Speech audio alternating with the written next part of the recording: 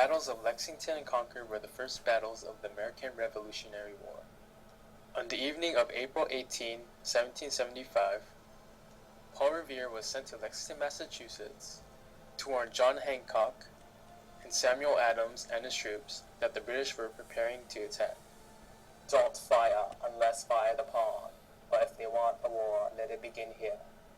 The colonial militia took the British by surprise when the ragtag army put up strong resistance and won the first battles of the war.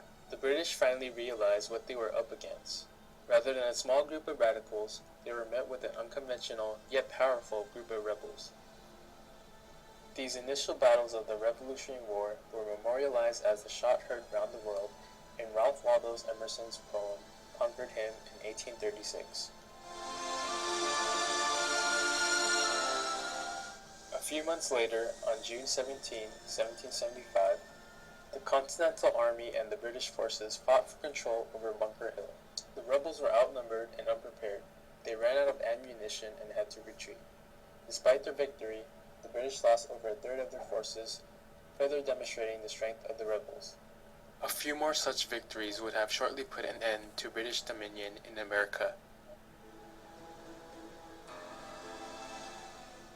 The Battle of Trenton took place on Christmas night in 1776, at a point when colonial morale was at an all-time low. George Washington devised a dangerous but ambitious plan to cross the partly frozen Delaware River in the middle of the night to attack the British. His risk paid off.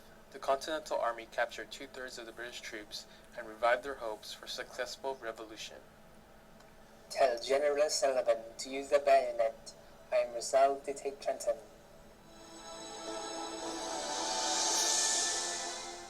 The two battles of Saratoga in 1777 were a major turning point in the war. France acknowledged the independence of the United States and agreed to join them in the fight. The French assistance, joined by Spain and the Netherlands, was vital to the outcome of the war. The British began to take American independence seriously after losing 6,000 soldiers to the colonies in this battle. The siege of Yorktown was the final major battle of the American Revolutionary War. General George Washington and French General Comte de Rochambeau worked together to take on British Lieutenant General Lord Cornwallis and his troops. Washington wanted to attack British forces in New York, where they would outnumber British troops 3-1, but Rochambeau convinced Washington to attack Yorktown instead, where some of his naval forces would arrive as reinforcements. After misleading the British to believe that they would attack New York, the French and American armies marched on Yorktown, Virginia. Along with their navies, the troops blockaded the city. Overwhelmed, Cornwallis surrendered on October 17. After 2 days of negotiation, they signed the Articles of Capitulation, effectively ending the battle and soon the war.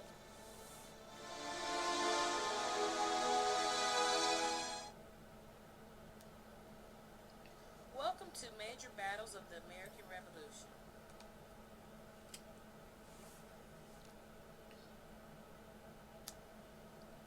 We will discuss Lexington and Concord, 3 major battles, and the Treaty of Paris that ended it all.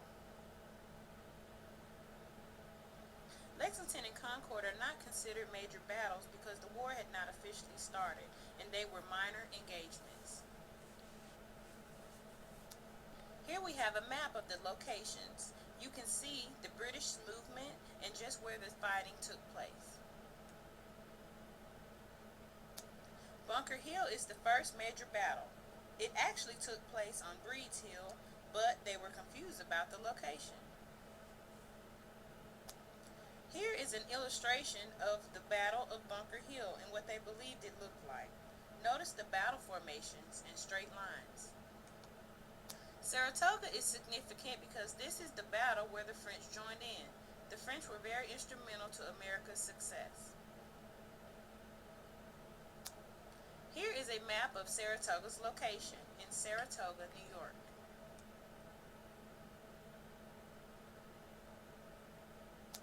Yorktown was the last battle and sealed America's victory over the British.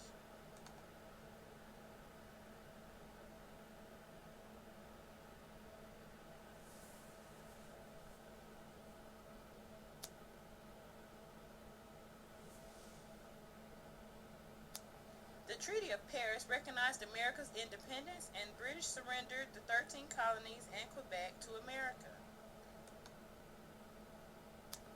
The treaty also led to land disputes that would later on cause the War of 1812.